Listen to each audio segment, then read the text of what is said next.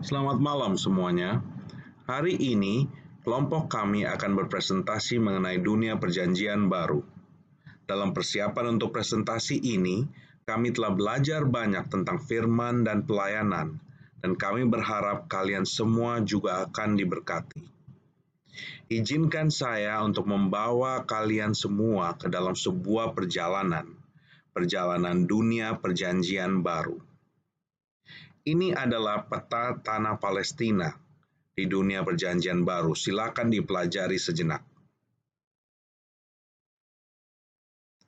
Di peta ini terletak beberapa kota-kota kunci yang kami pelajari di Alkitab di perjanjian baru. Antara lain adalah Nazaret, kota kecil yang hampir tidak relevan bagi dunia, tetapi di sanalah Yesus Kristus dibesarkan. Kapernaum. Untuk kalian semua yang pernah ke Israel, Kapernaum hanya tersisa puing-puingnya dan tidak ada kotanya lagi. Tetapi di dunia perjanjian baru, Kapernaum adalah basis pelayanan Yesus. Yerusalem. Kalau kami berbicara soal Israel, kami pasti harus berbicara soal Yerusalem, kota di mana Salomo membangun Bait Allah, pusat ibadah Yahudi, dan tempat lahirnya gereja mula-mula. Bethlehem. Bethlehem istimewa karena di kota kecil ini Yesus Kristus, Sang Juru Selamat dunia, lahir dan sejarah keselamatan dimulai. Yeriko. Yeriko adalah kota tertua di dunia yang masih ada penghuni. Di Yeriko, Yesus berjumpa dengan Zakheus dan ada penyembuhan orang buta, menjadikan Yeriko simbol pemulihan, pertobatan, dan karya keselamatan Allah. Antioquia, kota di mana para pengikut Kristus pertama kali disebut Kristen. Efesus. Tempat ini pada saat itu terkenal sebagai pusat kultus Artemis. Efesus menjadi pusat pelayanan Paulus untuk 3 tahun di mana Injil tersebar ke seluruh Asia Kecil. Kota berikutnya Korintus. Korintus adalah pusat perdagangan dan budaya Yunani Romawi yang sangat kosmopolitan. Tesalonika. Tesalonika adalah kota strategis di Makedonia. Tempat ini menjadi pintu gerbang Injil ke seluruh Makedonia. Dan yang terakhir, Roma, pusat kekaisaran dunia kuno, ibu kota kekaisaran Romawi, tujuan akhir perjalanan Paulus. Dengan ini, kami sudah melihat dan mengetahui sedikit tentang kota-kota kunci di Alkitab dunia perjanjian baru. Sekarang mari kita pelajari garis waktu atau timeline dunia perjanjian baru Alkitab. Garis waktu atau timeline dunia perjanjian baru dimulai dengan intertestamental period atau awal masa antara perjanjian lama ke perjanjian baru.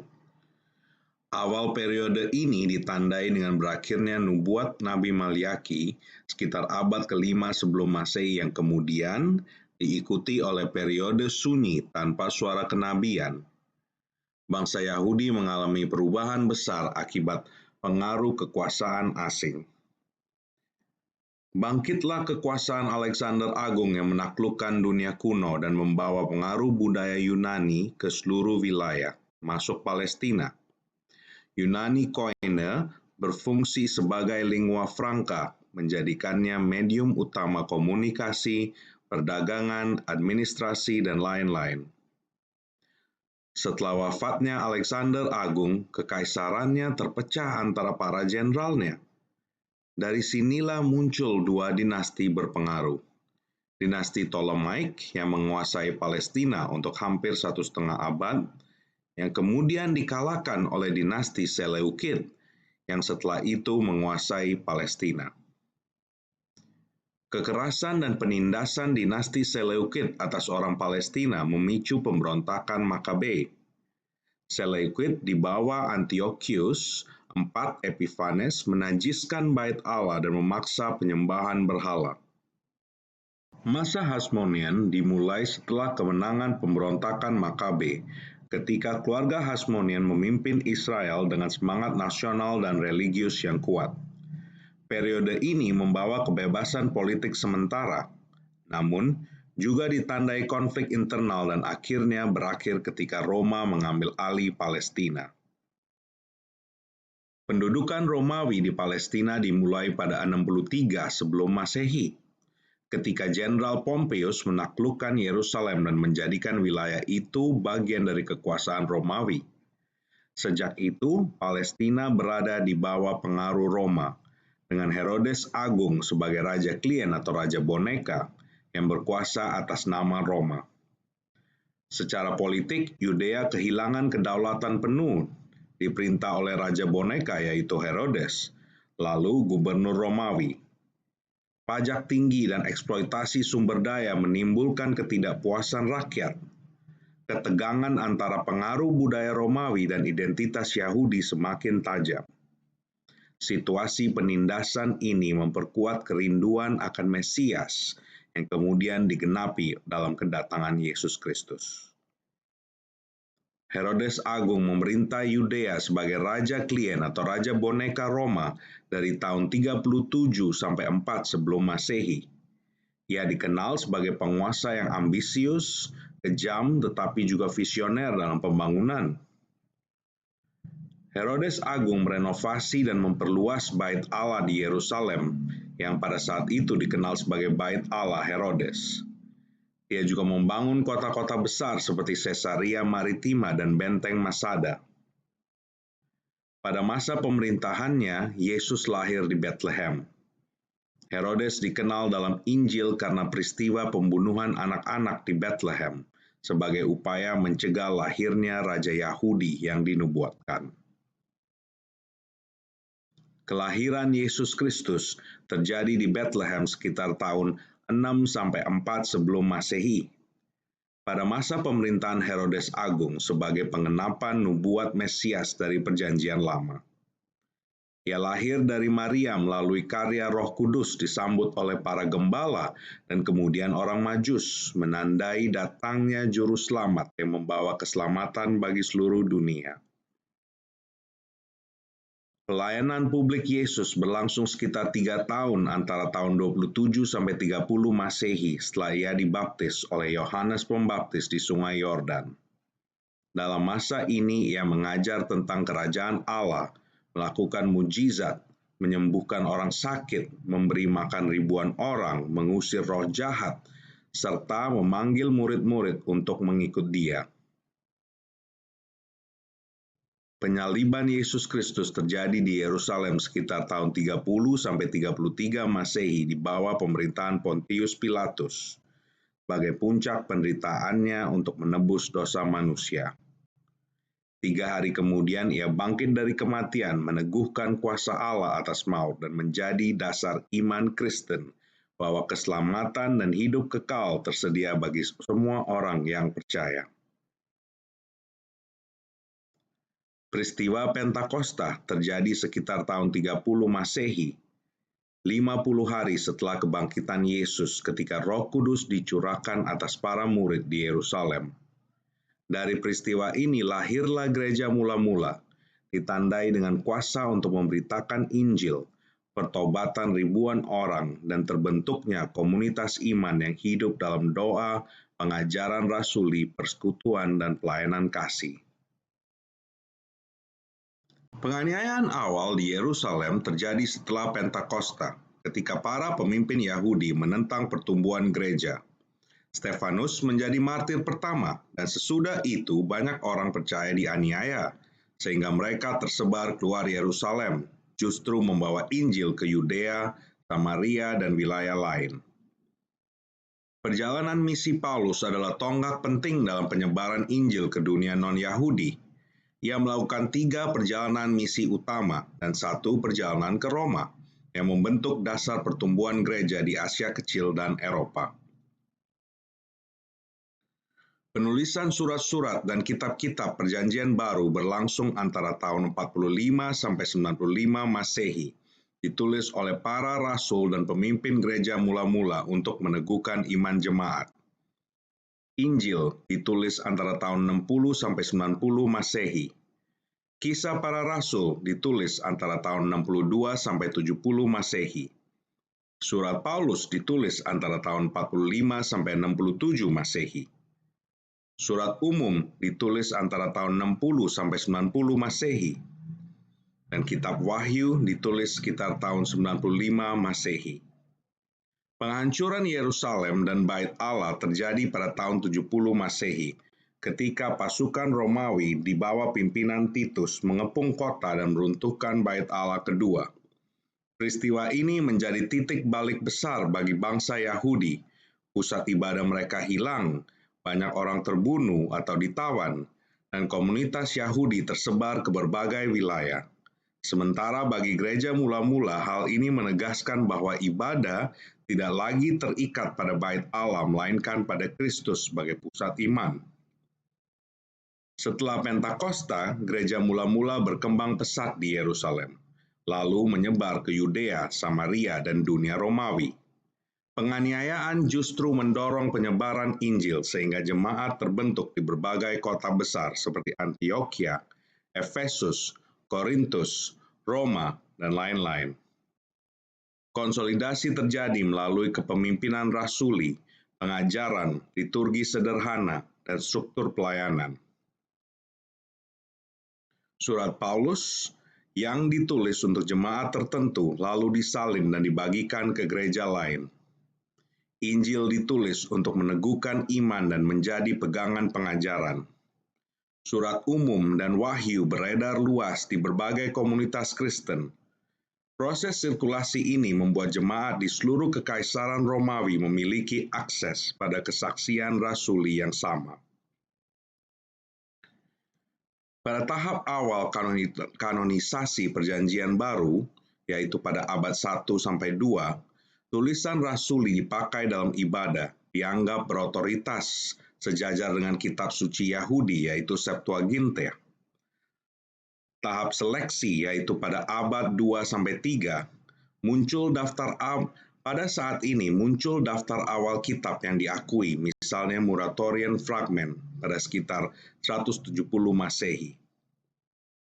Pada abad keempat, konsili gereja, misalnya Konsili Hippo 393 Masehi dan Konsili Kartago 397 Masehi, konsili tersebut meneguhkan 27 kitab Perjanjian Baru sebagai kanon resmi.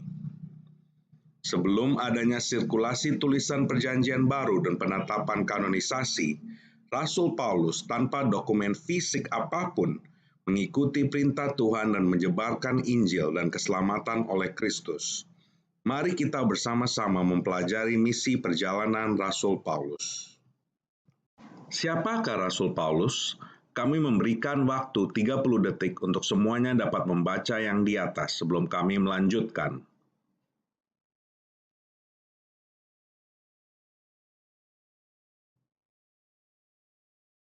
Perjalanan misi pertama Rasul Paulus.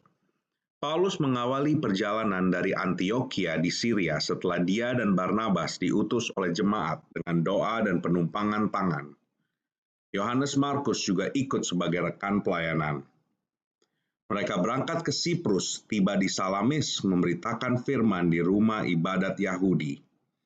Di Pafos yang juga di Siprus, Paulus menghadapi Bar-Jesus atau Elimas yang adalah seorang tukang sihir. Di Siprus, Gubernur Sergius Paulus percaya kepada Kristus setelah melihat kuasa Allah. Disinilah Yohanes Markus kembali ke Yerusalem. Ada data yang mengatakan Paulus kurang cocok dengan karakter Yohanes Markus dan ini adalah permulaan ketidakcocokan Barnabas dan Paulus. Paulus dan Barnabas melanjutkan ke Antioquia Pisidia, di mana Paulus berkhotbah Yesus sebagai Mesias. Banyak orang Yahudi menolak, tetapi bangsa-bangsa lain menerima Injil. Setelah itu, mereka menuju ke Ikonium. Setelah Ikonium, Paulus dan Barnabas ke Listra dan Derbe. Di Listra, dia menyembuhkan seorang yang lumpuh sejak lahir. Orang-orang mengira Paulus dan Barnabas adalah dewa Yunani, Zeus dan Hermes. Paulus menegaskan bahwa mereka hanyalah manusia dan hanya Allah yang patut disembah. Paulus dilempari batu hingga hampir mati, tetapi bangkit kembali dan melanjutkan pelayanan. Di Derbe, banyak orang menjadi murid. Paulus mengakhiri perjalanan dan kembali ke Antiokhia di Syria. Dalam perjalanan ini, dia melewati Listra lagi, Iconium, dan Antiokhia Pisidia, dan kembali menguatkan jemaat di sana. Paulus dan Barnabas menetapkan penatua di setiap jemaat. Perjalanan misi yang kedua. Awal perjalanan Paulus yang kedua ini berangkat dari Antiokhia ke Kilikia. Paulus berangkat bersama Silas setelah terjadi perpisahan karena katanya ada cekcok dengan Barnabas mengenai Yohanes Markus. Dalam perjalanan itu, Paulus dan Silas meneguhkan jemaat di sana. Setelah itu mereka berangkat ke Derbe, Listra, dan Iconium. Ia bertemu Timotius di Listra, pemuda yang kemudian menjadi rekan pelayanan setia. Karena fokus pelayanan Timotius adalah orang Yahudi pada saat itu, Timotius disunat untuk dapat lebih bersatu dan berkomunitas dalam melayani orang Yahudi. Setelah itu, Paulus berangkat ke Troas dan Makedonia. Paulus mendapat penglihatan orang Makedonia yang memanggil, "Tolonglah kami." Itu adalah mula-mula Injil masuk ke Eropa untuk pertama kalinya. Paulus dan Silas kemudian ke Filipi. Di sana mereka bertemu Lydia, seorang penjual kain ungu yang menjadi percaya dan membuka rumahnya. Di Filipi, Paulus dan Silas pada saat di penjara menyanyi dan berdoa. Setelah itu jadilah gempa bumi yang membuka pintu penjara. Kepala penjara bertobat bersama keluarganya. Paulus melanjutkan perjalanan ke Tesalonika. Dia memberitakan Injil, tetapi terjadi perlawanan dari orang Yahudi. Di Berea, orang-orang lebih terbuka. Mereka menyelidiki kitab suci setiap hari. Paulus setelah itu ke Athena. Dia berkhotbah di Areopagus, menekankan Allah sebagai pencipta dan hakim. Paulus mengutip penyair Yunani untuk menjembatani Injil dengan budaya lokal. Alhasil, beberapa orang percaya termasuk Dionysius Areopagus dan Damaris. Paulus melanjutkan perjalanan ke Korintus di mana dia tinggal 1,5 tahun dan bekerja bersama Aquila dan Priscilla sebagai pembuat tenda. Injil diberitakan meski menghadapi perlawanan. Di sini Tuhan meneguhkan Paulus melalui penglihatan, "Jangan takut sebab aku menyertai engkau." Paulus menulis 1 dan 2 Tesalonika di Korintus. Dia mengakhiri perjalanan ini dengan kembali ke Antiokhia, menutup perjalanan kedua. Perjalanan misi ketiga. Awal perjalanan Paulus dimulai dari Antiokhia di Syria. Ia meneguhkan jemaat di Galatia dan Frigia yang dapat kita baca di Kisah Para Rasul 18 ayat 23. Setelah itu Paulus menetap sekitar 3 tahun di Efesus, lebih lama dibandingkan kota lain. Ia mengajar di rumah ibadah Yahudi, di sekolah Tiranus, sehingga firman Tuhan tersebar ke seluruh Asia Kecil. Efesus terkenal sebagai tempat di mana praktik sihir mendominasi, tetapi banyak orang bertobat, meninggalkan praktik sihir, bahkan membakar buku-buku sihir mereka. Perlawanan muncul dari Demetrius, pengrajin perak yang kehilangan omset karena pertobatan tersebut, dan itu mengakibatkan banyak kerusuhan terjadi. Setelah meninggalkan Efesus, Paulus menuju Makedonia dan Yunani. Ia mengunjungi jemaat di Filipi, Tesalonika, dan Berea. Surat 2 Korintus pun ditulis Paulus di Makedonia untuk meneguhkan jemaat Korintus. Paulus tinggal 3 bulan dan menulis surat Roma. Di Troas, Paulus membangkitkan Eutikus, pemuda yang jatuh dari jendela saat Paulus sedang berkhotbah. Paulus memberi pesan perpisahan penuh emosi kepada para penatua Efesus di Miletus. Ia menekankan kesetiaan pada firman dan kewaspadaan terhadap ajaran sesat. Setelah itu, Paulus singgah di Tirus dan Kaisaria, di mana ia diperingatkan oleh para nabi tentang penderitaan yang menantinya di Yerusalem. Meski demikian, dia tetap teguh membawa persembahan dari jemaat bukan Yahudi sebagai tanda solidaritas dengan jemaat Yerusalem. Perjalanan itu berakhir dengan penangkapan di Yerusalem, yang kemudian membuka jalan bagi kesaksiannya di Roma. Perjalanan ke Roma. Paulus ditangkap di Yerusalem setelah kembali dari misi ketiga. Paulus ditangkap di Bait Allah karena dituduh membawa orang non-Yahudi ke dalam area suci. Ia hampir dibunuh massa tetapi diselamatkan pasukan Romawi. Dia diadili di hadapan Gubernur Felix, Festus, dan Raja Agripa II. Paulus dalam pembelaannya menekankan panggilannya untuk memberitakan Injil kepada bangsa-bangsa, dan karena dia warga negara Romawi, ia mengajukan banding kepada Kaisar. Paulus berangkat ke Roma sebagai tahanan bersama prajurit Romawi dan tahanan lainnya. Kapal mereka menghadapi badai besar di Laut Mediterania. Paulus meneguhkan semua orang di kapal dengan janji Allah bahwa tidak ada nyawa yang akan hilang. Kapal karam di Pulau Malta, tetapi semua penumpang selamat. Di Malta, Paulus menyembuhkan Aia Publius, kepala pulau, dan banyak orang sakit lainnya. Penduduk Malta memberi bekal untuk mereka melanjutkan perjalanan.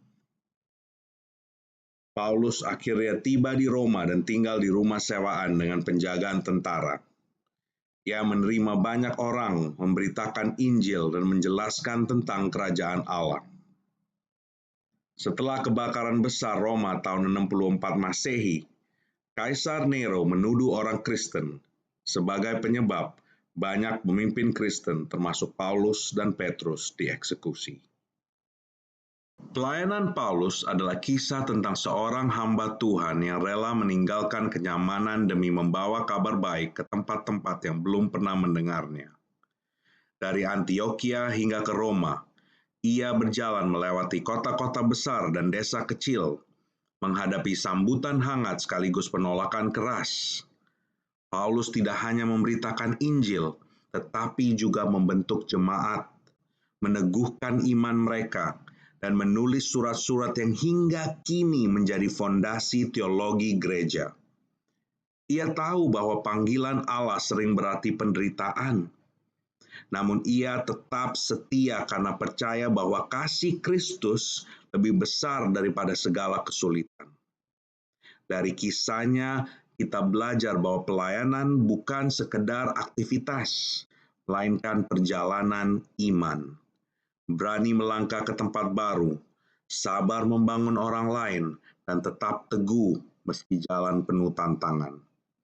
Pelayanan sejati lahir dari hati yang taat, berakar pada firman, dan terbuka untuk dipakai Allah dimanapun kita berada. Dengan ini, presentasi kami berakhir. Terima kasih dan Tuhan Yesus memberkati. I was stuck inside that grave a long time. Didn't think I'd make it through those long nights. But you never late, you always on time. Remember when you got me out there, you got me out there. And now I see your blessing.